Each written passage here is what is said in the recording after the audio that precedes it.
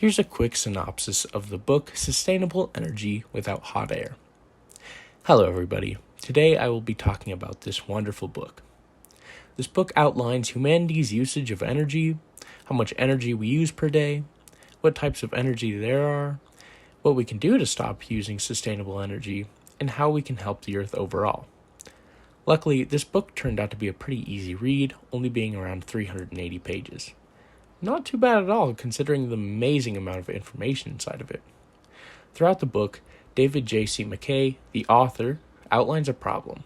Within a pretty short amount of time, we're going to burn through all of our oil and coal, and we're going to melt Greenland's ice caps, in which both of these would render the world very worse for wear. As, if Greenland's ice caps melted, then the ocean would go up by a few meters, thus rendering a lot of cities useless, and we rely on oil and coal. They're our main energy source. He addresses these problems by using very clever solutions with sustainable energy, some of the likes I'd never heard of before. Solar photovoltaic, solar biomass, shallow offshore, deep offshore, and many alike are some of them that I've never heard of before. But they're honestly amazing. They produce a lot of power in a really creative way.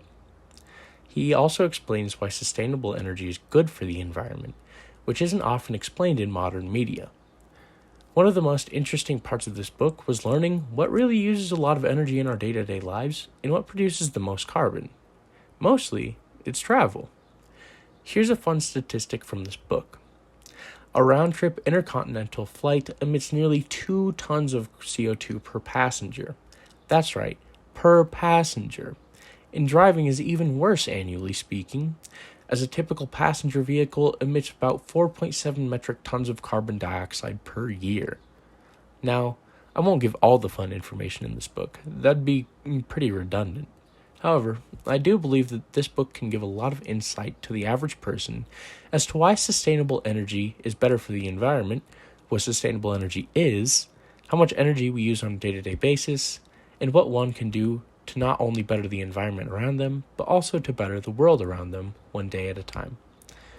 A lot of these examples and themes pop up throughout reading it, but one thing that I thought was very important was the inclusion of nuclear energy.